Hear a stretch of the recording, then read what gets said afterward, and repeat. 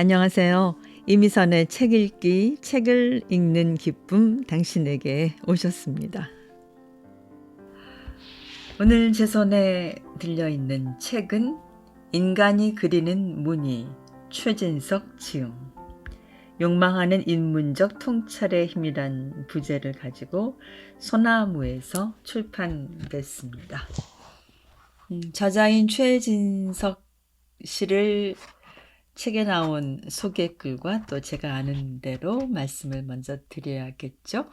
1959년 음력 정월에 전남 신안의 하이도에서 태어나고 유년의 한평으로 옮겨와서 그곳에서 줄곧 자랐다. 서강대학교 철학과에서 학부와 석사 과정을 마치고 중국 흑룡강대학교를 거쳐서 북경대학교에서 철학 박사 학위를 2010년에 받았다. 그 후 서강대 철학과 교수로, 그리고 현재 서강대 철학과 명예교수로, 그리고 건명원의 인문학 운영위원으로 계시고요. 명강의자이죠. 방송을 통해서 또 유튜브를 통해서 오디오 클립을 통해서 많은 팬을 확보하고 있는 분이시기도 합니다. 자료를 찾다 보니까 또 재밌는 프로그램도 하고 계시나요? 방방곡곡 문화공감 노자와 베토벤. 어떤 공연일지 어떤 프로그램일지 무척 흥미롭고 언젠가 기회가 되면 들어보고 싶다는 생각도 하게 됩니다.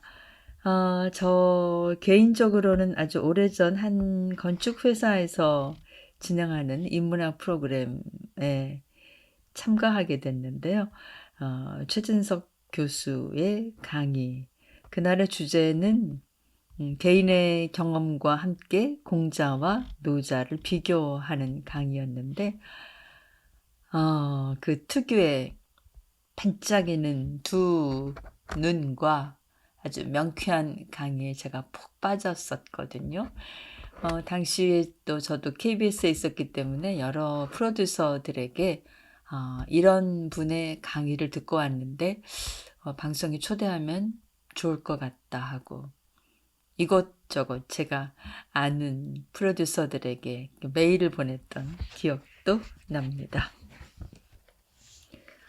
역시 한 10분의 1 정도를 읽을 수 있기 때문에요. 앞부분을 읽어드리려고 합니다. 이 책의 구성을 잠깐 살펴볼까요? 인간이 그리는 무늬.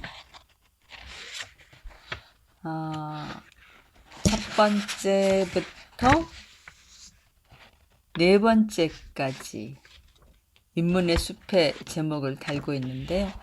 인문적 통찰을 위한 독립적 주체되기에 이어서 두 번째 인문의 숲은 인간이 그리는 무늬와 마주서기, 세 번째 인문의 숲은 명사에서 벗어나 동사로 존재하라, 네 번째 인문의 숲은 욕망이여 입을 열어라, 이런 제목을 갖고 있습니다. 저는 오늘 첫 번째 인문의 숲에서 순서대로 읽어드리도록 하겠습니다. 인문적 통찰을 통한 독립적 주체되기의 첫 번째, 인문학, 넌 누구냐? 인문학 하면 여러분은 어떤 생각이 드십니까? 흔히 철학과 문학 그리고 사학 등이 포함된 학문 영역을 인문학이라고 하지요. 어떤 것들을 인문학이라고 하는지 대충 감은 잡히실 겁니다. 그런데 인문학이라고 하면 대개는 어떤 반응을 보이나요? 왠지 그럴싸해 보여서 공부해보고는 싶지만 좀 어려울 것 같다랄지, 읽어봐도 뭐가 뭔지 잘 모르겠다랄지 이런 얘기들을 많이 하시더군요. 인문학은 어렵고 막연한 무엇이라는 생각에 선뜻 눈과 귀가 쏠리지 않는다는 얘기일 테지요. 그리고 또 인문학 하면 경제적으로 어느 정도 먹고 살만해지고 생활도 안정되고 자식도 다 키운 다음에 즉 인생을 어느 정도 살고서 죽기 전에 내가 살았던 의미가 무엇인가 한번 되돌아보는 어떤 향유의 대상으로 보기도 합니다. 곧 지금 이곳에 존재하는 나에게 꼭 필요한 무엇이 아니라 언제일지 모를 먼 훗날의 여력이 되면 한번 즐겨볼까 하는 막연한 무엇이라는 얘기이기도 하겠지요. 어찌된 일인지 경제적인 성취가 있고 신분상 지위가 있는 사람들은 그래도 인문고전을 많이 읽으려는 것 같고 우선 닥치는 일을 먼저 처리하면서 하루하루 힘겹게 열심을 다해 살아야 하는 사람들은 인문고전을 그리 가깝게 접하고 있는 것 같지 않습니다.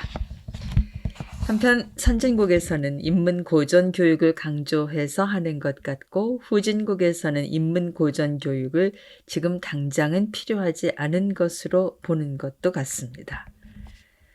그래서 인문학은 가치가 있고 뭔가 있어 보이는 듯 싶지만 아직 나의 것은 아닌 듯한 느낌을 주기가 십상이지요. 큰 틀에서 가치 있고 의미 있는 것처럼은 보이는데 아직은 아니다라는 생각들을 하기 쉽습니다. 가난하더라도 평생 글이나 읽으면서 안빈낙도하는 것이 차라리 낫다고 생각하는 사람들이나 감히 덤빌 수 있는 것이라고도 보지요. 그래서 인문학은 가난, 비효율, 비실제적 등등의 느낌을 주는 것으로 받아들여집니다. 그런데요, 과연 그럴까요? 인문학이란 마냥 어렵고 막연하며 해야 할 일을 하고 난 다음에 여유 있을 때 한번 공부해 볼 만한 것 정도일까요? 도대체 인문학이란 우리에게 무엇일까요? 언제부터인가 우리 사회는 인문학을 배우자, 인문학적으로 사고하자, 인문학적 소양이 필요하다 등등의 주장을 다투어 말하고 있습니다. 매스컴이나 기업 또는 각종 단체들에서 인문학 강좌를 열기도 하고 인문학을 주제로 한 이른바 교양 서적들도 쏟아지고 있잖아요. 이렇게 인문학이 우리 곁에 파투 다가와 있는 것 같은데 아직 인문학이란 놈을 어디에 어떻게 써먹어야 할지 그 쓸모가 모호할 뿐이니 인문학을 업으로 삼아온 저 역시 답답하네요. 그래서 저는 인문학이란 것의 정체가 무엇인가, 인문학이 오늘 우리한테 해줄 수 있는 것이 무엇인가, 그리고 인문학을 통해서 내가 어떻게 독립적 주체가 되는가, 즉 어떻게 내 삶의 주인이 되는가 하는 문제를 여러분들과 얘기해보고 싶습니다. 이 책은 여러분과 제가 함께 품어온 질문과 호기심을 열쇠로 삼아 인문의 숲으로 들어가는 문을 열고 그 안에서 한번 마음껏 유영해 보려는 질펀한 욕망의 이야기가 될 것입니다. 자, 가볍게 심호흡을 하시고 저와 함께 인문의 숲속으로 발걸음을 옮겨보실까요? 준비가 되셨다면 이렇게 외쳐봅시다. 인문학, 넌 누구냐? 스티브 잡스와 소크라테스. 스티브 잡스는 이미 신화입니다. 이 신화의 내용은 무엇이냐? 바로 세기를 다르게 했다는 겁니다. 획기적이었다는 말이지요. 잡스가 만든 전화기, 즉 스마트폰은 더 이상 전화기가 아닙니다. 그는 전화기를 단순한 통신을 하는 커뮤니케이션을 하는 수단에 머물게 하지 않고 인간의 손 안에다 세계를 쥐어줬어요. 스티브 잡스, 그의 신제품이 발표될 때마다 세계가 긴장하고 열광했던 까닭입니다. 인류의 긴 역사를 단순화해서 보면 처음에 인간은 자연이나 신의 큰 품 안에 있는 소속물이었습니다. 서구적 개념으로 보면 고대나 중세가 이러했지요. 그러면 인간이 이른바 근대라는 시대를 지나면서 인간을 품고 지배하던 자연이나 신으로부터 독립하여 그것들과 정면으로 맞설 수 있는 존재로 상승합니다. 이때 인간은 비로소 현명하고도 효율적으로 자연을 통제하면서 자신의 힘을 극대화시킬 수 있는 능력을 가진 존재로 자각되지요. 그 능력이란 다름 아닌 이성입니다. 이성을 가진 인간은 그 이성을 잘 발휘해 도덕적 삶을 살 수 있을 뿐 아니라 자연을 지배하고 변형시킬 수도 있게 됐습니다. 그런데 이때 이성이란 욕망과는 다르게 나 혼자만이 지닌 것이 아니라 인간 모두에게 공통된 것입니다. 즉, 이성을 발휘하는 인간은 집단으로서 이해되는 존재입니다. 인간이 집단을 이루어 힘을 발휘하는 형국이지요. 그런데 현대로 들어와 과학기술 문명이 발전하면서 이 집단으로서의 인간은 분화가 되죠. 개인이 힘을 가지게 된 것입니다.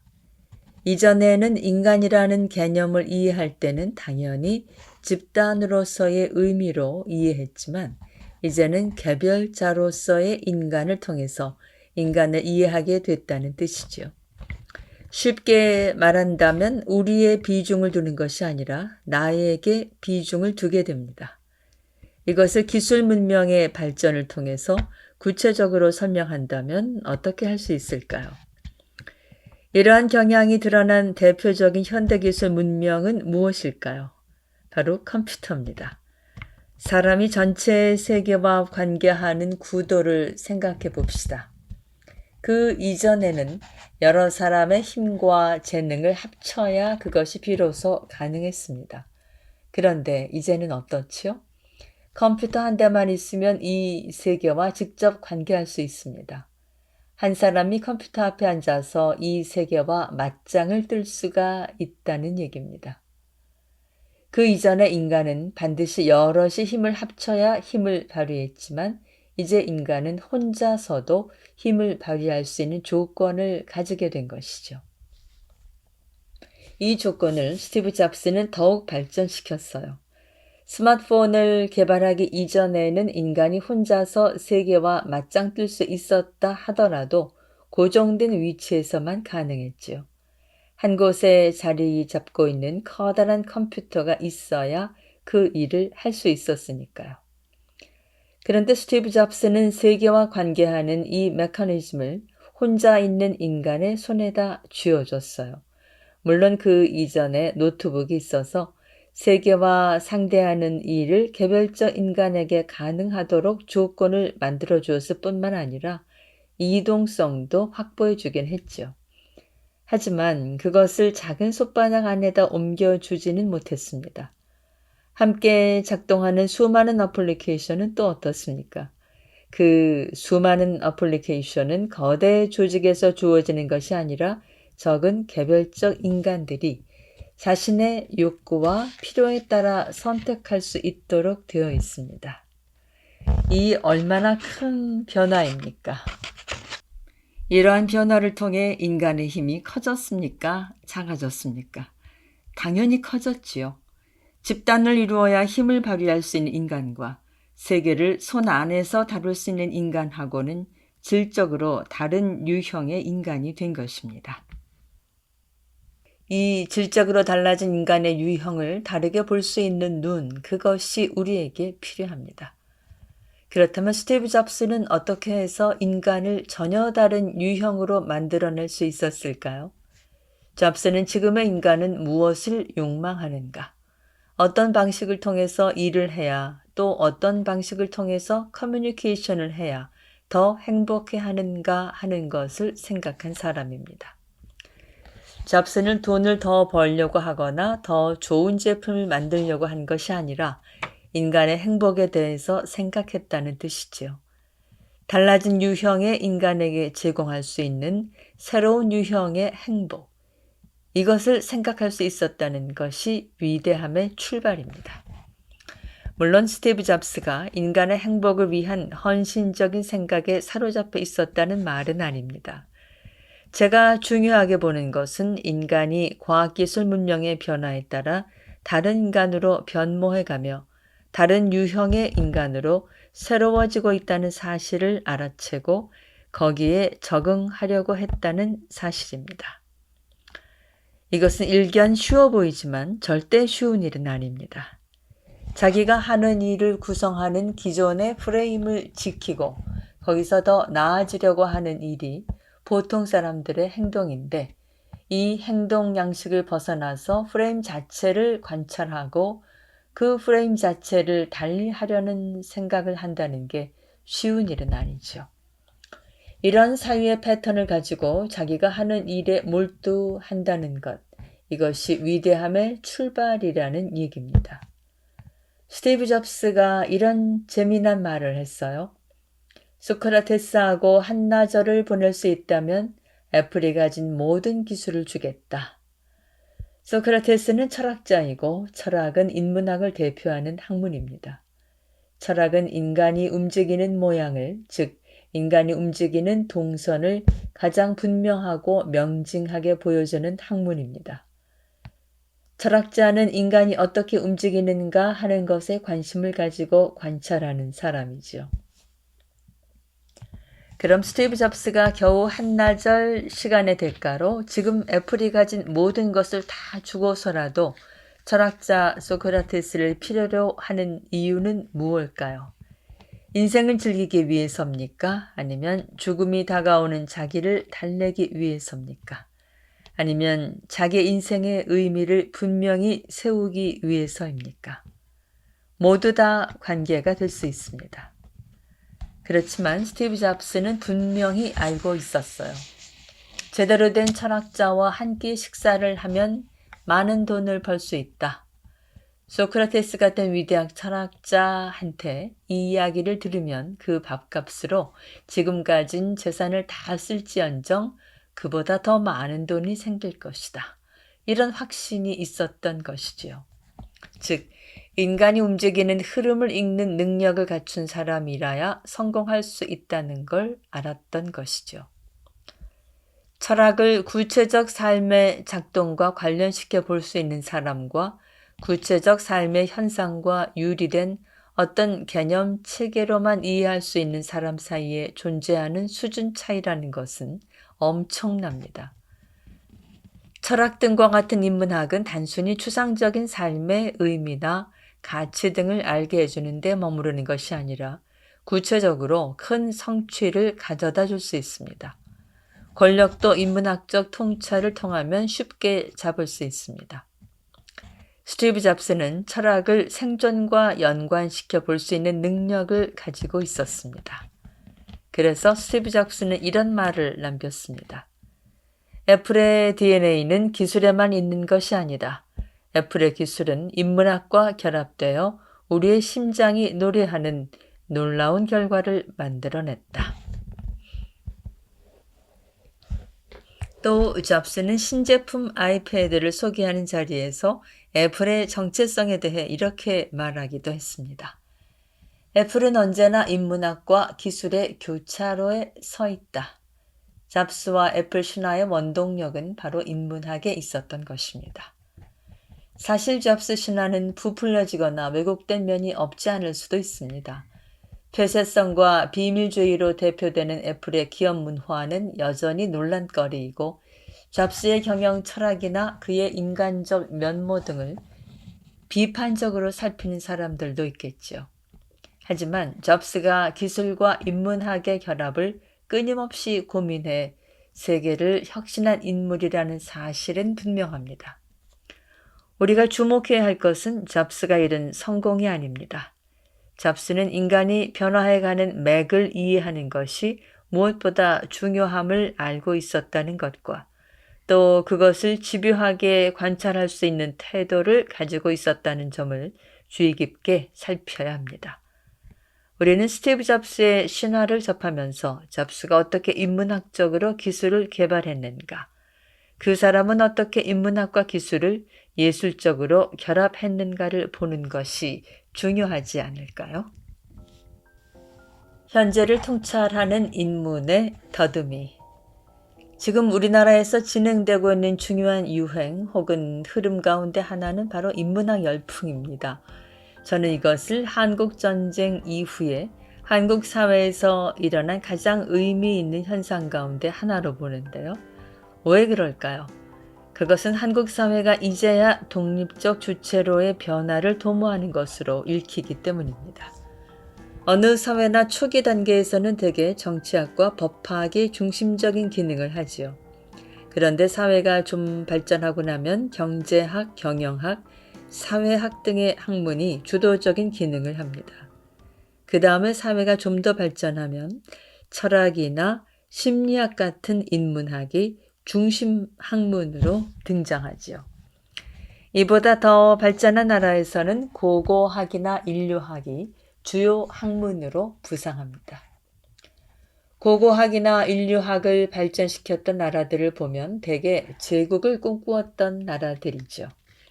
인간을 전체적인 의미에서 제국의 틀 안으로 끌어들여 관리할 수 있어야 하기 때문이었죠. 나라가 제국을 꿈꿀 정도가 되어야 고고학이나 인류학의 범위에서 인간을 이해하려고 하는 것입니다. 철학 등과 같은 인문학이 중심이 된다는 것은 문명과 인간의 흐름을 독립적으로 판단해 미래를 위한 비전과 메시지를 주도적으로 결정해야 하는 수준에 이르렀다는 의미입니다. 선진국이라고 불리는 다른 나라에서 정한 비전이나 메시지를 학습해서 그대로 수행하거나 모방하는 역할로 만족하지 못하고 이제는 메시지를 스스로의 힘으로 창조, 선택, 판단해야 하는 정도로 나라의 수준이 올라서야 인문학이 중심적인 기능을 하게 되는 것이죠. 인문학은 개인이나 국가의 진정한 독립성과 깊이 관련됩니다. 주도권을 잡으려는 노력의 표현인 것이지요. 이런 의미에서 저는 지금 한국에서 불고 있는 인문학 열풍은 세계 속의 한국의 진정한 정체성과 독립성을 확보하고 성장하기 위한 열망이나 필요와 깊이 연관되다고 보는 것입니다. 선진국으로 진입하느냐, 진입하지 못하느냐의 문제를 다른 말로 표현하면 인문학이 중심 기능을 하는 사회로 진입하느냐, 진입하지 못하느냐의 문제라 할 수 있어요. 한국은 오랜 시간 독립적 주체로서 사고를 해본 경험이 별로 없습니다. 조선시대에는 중국에서 생산된 이데올로기를 중심에 놓고 살았어요. 물론 독립적이고 주체적인 흐름이 없었던 건 아니지만 주도적인 이데올로기는 여전히 중국의 그것이었죠. 일제강점기 시절에 독립운동의 흐름과 같은 주체적 노력이 있었다고 하더라도 여전히 일본식 이데올로기가 전체적으로 강제되어 있었습니다. 해방 이후에는 어땠나요? 미국의 덕택으로 해방을 맞이하다 보니 미국적 이데올로기가 최근까지 한국인의 의식을 지배했습니다. 미국을 중심으로 하는 지배적 이데올로기에 저항하려는 사회 변혁 운동도 그 이론적 근거 대부분은 마르크스 레니니즘, 해방신학, 마오이즘, 프랑크푸르트 학파, 주체 사상 등등과 같이 외부에서 온 것들이었죠. 우리의 문제를 해결하려는 운동에 우리 자세의 토양에서 생산된 우리 스스로의 이론을 기반으로 삼지 못했던 겁니다. 한국 사회를 지배하고 있는 담론은 주도적인 것이든 아니면 저항적인 것이든 간에 모두 큰 틀에서는 외부에서 들어온 것들임은 틀림이 없습니다. 한국 사람들이 한국이라는 구체적 토양에서 스스로의 삶을 이끌어갈 수 있는 스스로의 사상을 아직은 건립하고 있지 못하다는 얘기입니다. 이런 현상은 한국대학에서 생산되고 있는 철학박사 학위의 내용이나 형식에 잘 드러납니다. 무슨 말인고 하니 한국의 철학박사 학위 논문은 대개 아니 거의 모두가 무엇에 관한 연구로 채워져 있습니다. 자기의 세계관을 피력한 것이 아니라 다른 사람이, 그것도 외국 사람들이 주장하는 세계관을 분석하고 해석한 것들 뿐이라는 말입니다. 사회 현상이나 산업의 현상은 이러한 철학의 현상을 그대로 반영합니다. 우리나라에서 만든 물건들은 거의 모두가 외국에서 시작된 것들을 이해 내지는 해석하려는 것입니다. 자, 보십시오. 한국에서 자동차를 생산하기는 합니다. 그런데 그 자동차라는 장르를 시작하지는 못했습니다. 서양에서 자동차라는 장르를 만들면 우리는 그것을 그대로 따라서 할 뿐이지요.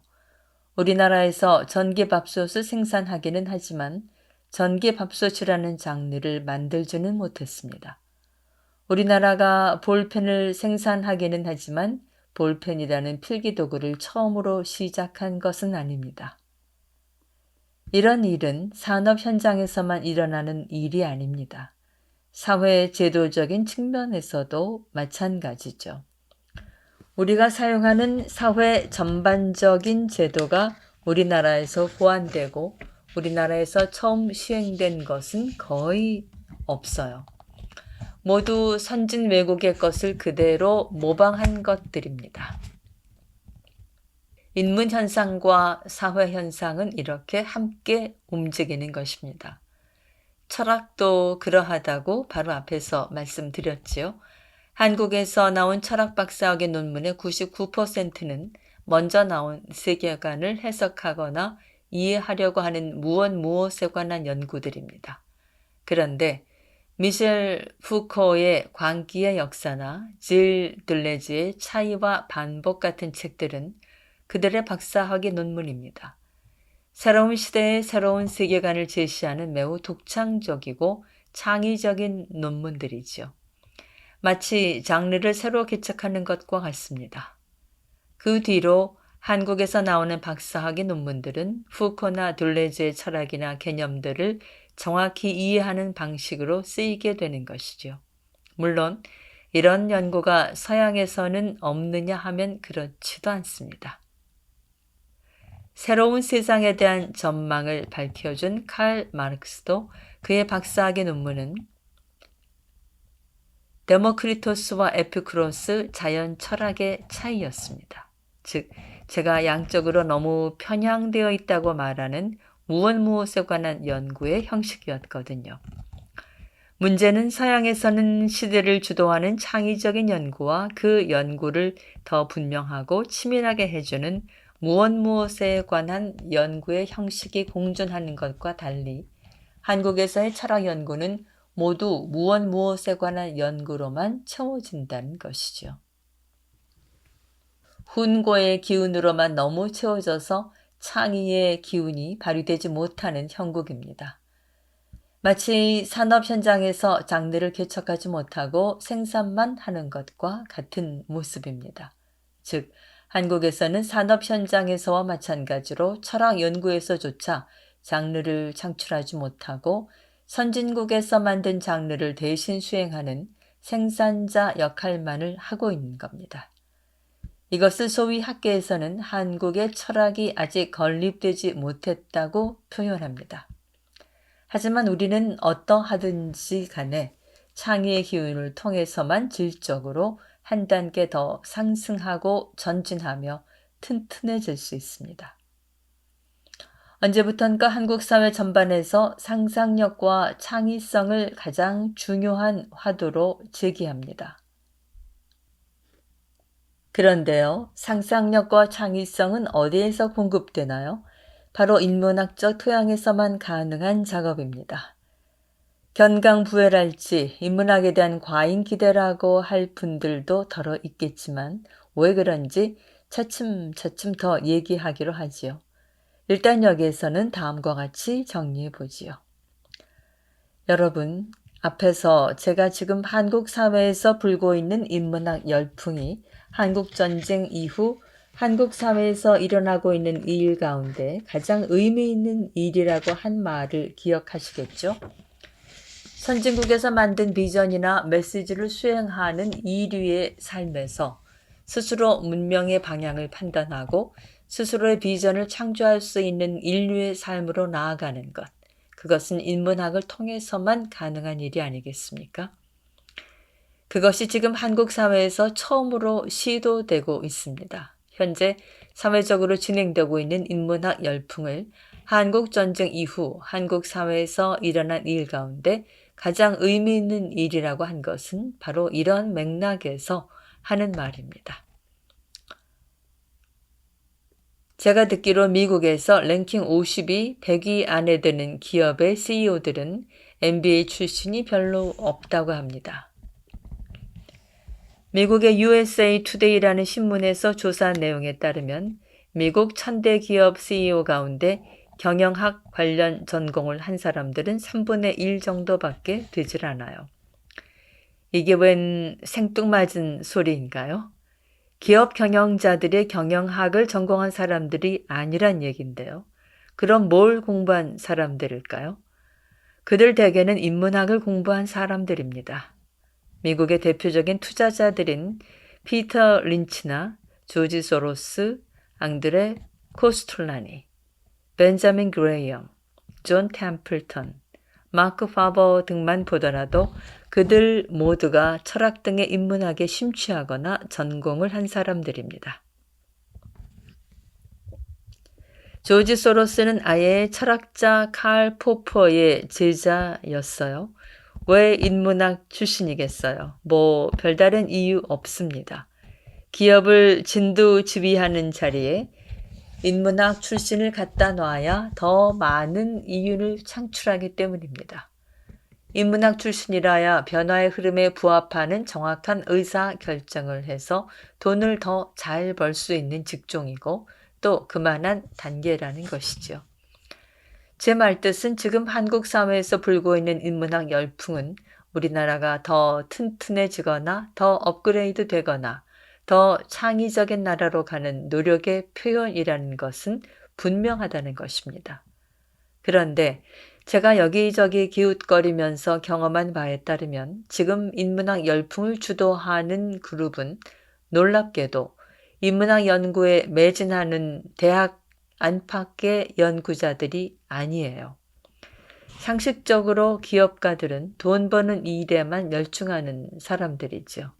그런데 인문학과는 거리가 멀고 돈 버는 일에만 열중할 것 같은 기업가들이 그 일을 하고 있습니다. 참 신기하지요. 그렇다면 어째서 정치인도 아니고 관료도 아니고 교수들도 아닌 기업인들이 인문학에 관심을 기울일까요? 제가 보기에 기업인들은 직감적인 감각이 매우 발달해 있기 때문입니다. 기업인들을 좀 더 포괄적인 의미에서 상인이라고 부르겠습니다. 여기서 우리는 상인들에게만 있는 특징을 한번 살펴볼 필요가 있습니다. 다른 직업과 달리 상인들에게는 어떤 특징이 있을까요? 다른 직업에는 없고 상인들에게만 있는 특징이란 바로 자신들이 한 판단이나 결정이 곧바로 자신의 승패를 결정해 버린다는 것입니다. 저는 상인들이 저 같은 월급쟁이는 상상할 수 없을 정도로 돈을 잘 버는 것도 신기하지만 그렇게 큰 부자가 또 순식간에 망해버리는 것이 더 신기합니다. 큰 부자가 되는 일도 한순간에 망해버리는 일도 순간적인 한 번의 선택이 결정해버립니다. 상인들은 매번 죽느냐 사느냐 하는 갈림길에 서 있는 것이죠. 상인들에게는 다른 직업에서는 보기 힘든 지속적인 긴장감이 있어요. 이처럼 항상 생과 사의 경계선에 서 있기 때문에 상인들에게는 예민함이 살아 있습니다. 항상 긴장해 있다고도 표현할 수 있겠네요. 당선되기 직전의 국회의원들에게도 이런 모습이 약간 있기는 합니다. 정치인들의 긴장감이란 게 당선되자마자 사라지긴 하지만 말이죠. 교수나 정치인이나 관료나 평화시의 군인이나 당선된 후에 국회의원들에게는 예민한 감각이라는 것이 살아있기 힘듭니다. 왜냐? 모두 각자가 한 판단이나 결정이 조금 잘못되더라도 그것으로 바로 자신의 승패가 결정되지는 않기 때문이죠. 월급이 꼬박꼬박 나오거든요. 예를 들어 모두들 문제가 있다고 우려한 양양공항이나 무안공항을 만들어 놓고 공항이 텅텅 비어 있어도 건설 결정을 한 정치인이나 관료들 또 타당성이 있다고 주장했던 전문가들 모두 아무 문제 없이 승진도 하고 여전히 잘 살고 있을 겁니다. 하지만 이런 일이 기업에서 일어났다면 어땠습니까? 담당 부서장이 회사에서 살아남겠어요? 바로 잘렸겠죠. 생과 사와 같은 경계에 서서 민감성을 유지하는 사람들에게 갖추어진 고도의 감각. 저는 이것을 더듬이라고 부릅니다. 상인들에게는 고도의 더듬이가 발달돼 있어요. 상인들은 고도의 더듬이가 유지되고 있기 때문에 이 더듬이를 가지고 이론적으로 정리되지 않은 상황에서라도 내가 어떻게 해야 한다랄지 무엇을 해야 한다는 것을 대개는 정확하게 알지요. 제가 만나본 상인들 가운데 큰 상인들은 대개 의사결정을 할 때 논리를 따지거나 분석을 하거나 하지 않고 바로바로 판단하더라고요. 내면을 자세히 알 수는 없지만 짐작컨대 아마 감으로 하는 것 같더군요. 저는 이것이 매우 탁월한 능력이라고 생각합니다. 학자들도 대개는 다 이 사람이 훌륭한 학자인지 아닌지 딱 보면 알아요. 아무리 공부를 못하는 학생도 선생이 실력이 있는지 없는지는 감으로 바로 알잖아요. 상인들은 돈이 되는지 안 되는지를 대개는 딱 보면 아는 것 같더라고요. 이 딱이라는 게 뭐냐? 이게 감각이에요. 이게 통찰이고 이게 바로 더듬이란 말이지요. 세상사 거의 모든 일은 딱 보고 알아야 합니다. 배움들이 결국은 이 딱하고 알 수 있는 능력을 갖추기 위한 것이 아닐까 하고 생각해 보기도 합니다. 지금 대기업들이 인문학에 관심을 갖는 이유는 자기네들이 돈을 많이 벌었으니까 이제 인문학도 좀 발전시켜 사회에 기여해야 되겠다. 뭐 이런 아름다운 생각에서 나온 게 절대 아니죠. 기업의 사회적 책임, 그냥 듣기 좋으라고 하는 얘기예요. 그건 자기들의 생존 때문입니다. 기업은 인문학에서 생존을 모색하고 있는 거죠. 새로운 인류에 맞추어 가는데 인문학이 필요하다는 것을 감으로 딱 하고 알아챘다는 것입니다. 예민한 감각을 유지하고 있는 상인들은 이것을 알아채고 예민함을 상실한 다른 직종의 사람들은 아직도 여전히 인문학은 돈이 되지 않는 것, 삶의 의미나 가치를 추구하는 사람들이 향유하는 것 정도로만 알고 있는 것이죠. 의미나 가치가 인간이 움직이는 방향과 맞지 않는다면 무슨 소용이 있을까요? 지금까지 우리나라는 기업뿐만 아니라 모든 분야에서 특히 정치나 교육 분야에서 모두 다 우리 스스로 메시지를 만들고 우리 스스로 비전을 만들어서 시행했던 게 아닙니다. 모두 외부에서 들어온 것들을 받아서 수행해 왔던 것들이지요. 이제 우리만의 메시지나 비전으로 새로 조정되지 않으면 이 혼란이 오래가리라는 것을 누구나 인정할 겁니다. 모든 분야에서 다 한계에 도달했어요. 그런데 유독 기업인들, 즉 상인들만 그들의 더듬이로 이 한계를 절실히 느끼고 있는 겁니다. 이 더듬이를 조금 고급스러운 표정으로 하자면 통찰력이라고 할 수 있겠어요. 인문학은 바로 이 통찰력과 관계되는 학문이라는 것을 일단 말씀드리겠습니다. 내가 동양학을 공부하는 까닭. 앞에서 제가 오늘날 한국에서 불고 있는 인문학 열풍에 대해 말씀드렸죠. 이번 산책길에서는 인문학, 그 중에서도 제가 공부해온 동양학에 관해 좀 더 구체적으로 나누고 싶은 이야기를 해보겠습니다. 요즘 이곳저곳에서 동양학이 붐이라고 하는데요.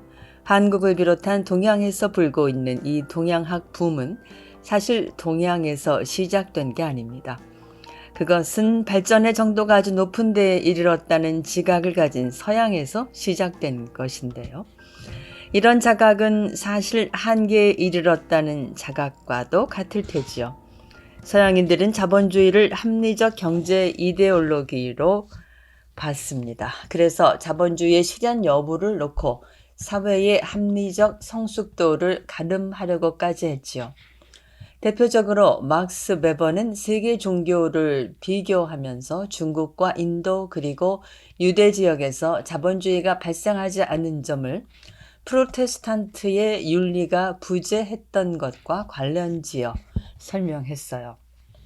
서양인들도 막스 베버와 같이 동양에서는 기독교 윤리가 없었기 때문에 자본주의가 발생하지 않았고 자본주의적 성숙 자체도 매우 힘들 것이라고 했던 것이 사실이죠. 그러나 20세기 후반에 일본을 위시한 네 마리 용, 한국, 대만, 홍콩, 싱가포르들이 괄목할 만한 자본주의적 성취를 이루어냈습니다. 이처럼 새로 등장한 자본주의적 성취는 서양인들에게 매우 놀라운 일이었을 겁니다. 단순히 동양에서 자본주의적 성취가 일어났다는 점만이 아니라 경제적 경쟁자들이 매우 강력하게 등장하고 있다는 긴장감이 더 컸을 수도 있었겠죠.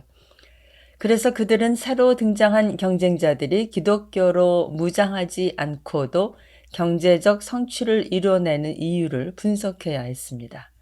이 분석은 대체적으로 유교에 집중되어 진행됐지요.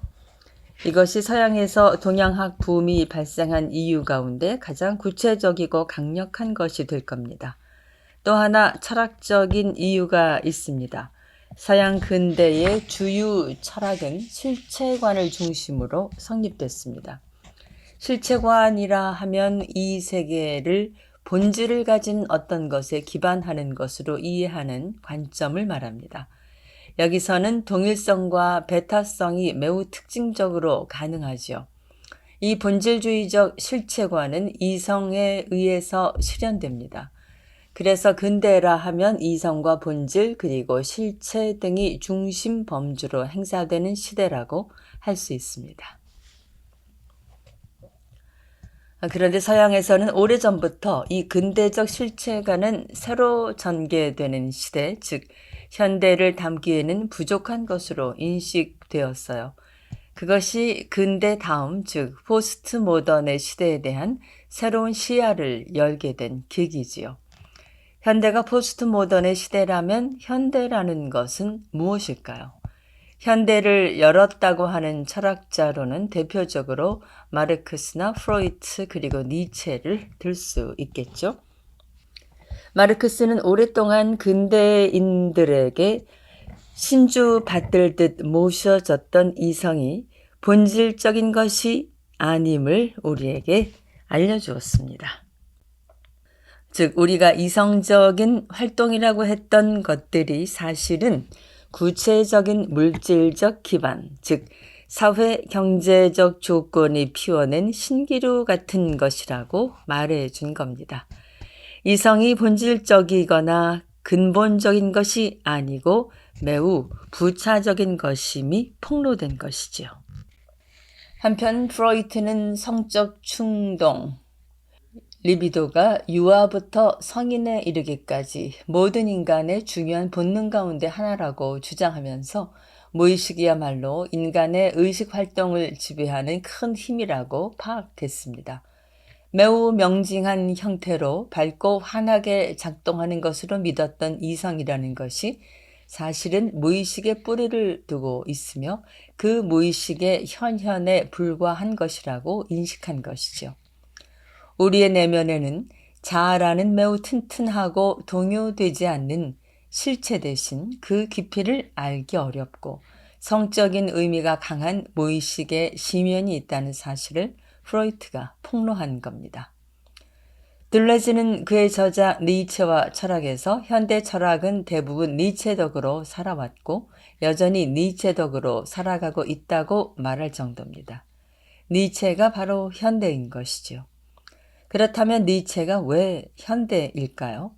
니체는 근대 이성을 계산적 이성이라고 비판했습니다. 이성이 아니라 동물적인 권력의 의지가 우주의 본질이라는 겁니다. 이성은 정신으로 존재하고 의지는 육체로 존재합니다. 근대가 이성의 시대였다면 현대는 비이성, 즉 육체성의 시대라는 얘기겠지요. 마르크스의 사회경제적 조건도 프로이트의 성적 욕망도, 니체의 의지도 모두 육체성입니다.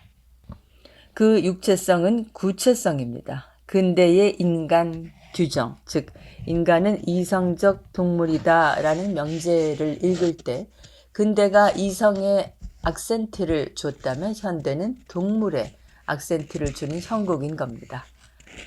동양학 부음을 현대성과 관련지어 말할 때 동양의 사유가 매우 구체적이고 경험적인 것에서 출발했다는 점이 부각될 필요가 있습니다. 공자의 사상을 철학적 방법론으로 분석한다면 본질주의로 규정할 수 있습니다. 공자는 인간을 인이라고 하는 시야, 즉 본질을 가진 존재로 이해했어요.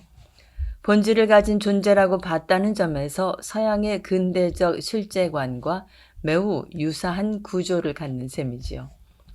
하지만 공자의 사상은 서양의 근대 철학이 사유의 구조물로 되어 있는 것과는 매우 다릅니다. 서양은 세계의 근본적인 토대를 사유 속에서 발굴합니다. 대표적으로 데카르트의 방법적 회의를 들 수 있습니다. 세계의 근본성은 정신과 물질이라는 두 개의 실체로 되어 있는데요. 이 두 개의 실체나 이 두 실체의 본질이 의심하고 또 의심하는 과정의 극점에서 더 이상 의심되지 않는다는 이유로 발견된 것이기 때문입니다. 하지만 공자의 이는 구체적 경험에서 발굴된 것입니다. 공자의 사상을 계승한 맹자는 더욱 구체적입니다. 맹자는 인간의 본질을 측은지심, 수호지심, 사양지심, 그리고 시비지라고 하는 사단이라고 보는데 이 사단, 즉 네 가지 심리현상이 인간에게만 있기 때문에 인간의 본질이 되는 것이지요. 그렇다면 인간의 본질로 간주되는 이 네 가지 심리현상은 어떻게 포착됐을까요? 이성적 사유를 통하지 않고 바로 직접적인 경험으로 알아낸 것입니다. 노자의 유무상생의 원리나 주역의 일음일양의 원리도 사유의 극점에서 나오지 않고 집요한 관찰과 경험에서 발굴된 것들입니다. 주역의 저자나 노자는 눈앞에 구체적으로 존재하는 자연 자체를 관찰하고 경험함으로써 그런 함축적인 원리들을 발굴했다는 뜻이죠. 이렇듯 서양 사상의 원천은 사유지만 동양 사유의 원천은 구체적 세계에 대한 경험입니다. 한편 근대가 실체관이라면 현대는 관계론입니다. 양자물리학이나 포스트 모더니즘을 떠올리면 쉽게 이해할 수 있겠지요. 물론 데카르트도 관계를 얘기하긴 합니다. 하지만 데카르트와 같이 실체론자들이 말하는 관계는 실체들끼리의 관계입니다. 이와 달리 동양에서 말하는 관계, 특히 노자나 장자 혹은 주역에서 말하는 관계는 존재하는 것 자체가 관계성으로 되어 있다는 말입니다. 불교의 당체공 개념을 떠올려 보세요. 노자는 이 세계에 존재하는 모든 것은 대립되는 두 계열의 관계로 되어 있다고 봤습니다. 어떤 것도 무와 유를 동시에 함축합니다. 무와 유의 관계가 이 세계인 것이죠. 데카르트 철학에서는 정신과 물질이 실체인 한에서 관계성을 함축할 수 없습니다. 그것 자체가 완결된 존재이기 때문이지요. 주역은 이 세계를 여성성과 남성성의 교직으로 파악했습니다. 이 세계의 어떤 것도 음과 양의 동시적 관계성을 벗어나 존재하는 것은 없습니다. 동양이 현대와 관련된다면 바로 이런 구체적 경험성과 관계성이라는 특징을 이미 오래전부터 갖고 있었다는 점이겠지요. 사유의 구조물에서 벗어나 땀냄새 나는 구체적 삶의 현장에서 인간으로서의 삶의 가치를 발견하려는 것이 현대인들의 경향이라면 노자나 장자 혹은 주역과 같은 동양적 사유가 큰 역할을 할 수 있을 것이라는 주장은 바로 이런 특성들에 기대어 있습니다. 제가 노자의 목소리로 듣는 도덕경이란 책을 쓰면서 첫머리에 만일 미래가 집중보다는 분산으로, 소품종 대량 생산보다는 다품종 소량 생산으로, 중앙집권보다는 지방분권으로, 절대성보다는 상대성으로, 동일성의 통일보다는 차이성의 공존으로, 추상적 이상보다는 구체적 삶으로, 체계적 이념보다는 개방적 소통으로, 본질적 실체의 탐구보다는 비본질적 관계의 탐구로 나아갈 것이라는 데 동의만 한다면 노자가 들려줄 설득력 있는 이야기는 참으로 많아질 것이다 라고 쓴 이유도 바로 이런 특성들에 기대에 있기 때문입니다. 지금까지 최진석 교수의 인간이 그리는 무늬의 앞부분 몇 챕터를 읽어드렸습니다. 큰 흐름인 인문학의 물결 속에서 인문학 강의 다방면에서 펼쳐지고 있죠. 또 인문학을 중심으로 한 책 모임이 이곳저곳에서 아주 활발하게 이루어지고 있습니다. 최진석 교수의 인간이 그리는 무늬를 읽으면서 인문학과 나라는 관점에서 또 생각을 해보게 되는 것 같습니다. 인문학에 대해서 최진석 교수의 성찰이 곧 우리의 성찰로 이어지기를 바라면서 여기서 마치고요. 남은 부분을 꼭 책을 통해서 직접 읽어보시기를 권해드립니다. 출판사 소나무에서 2013년에 내놓은 책 최진석의 인간이 그리는 무늬를 함께 하셨습니다.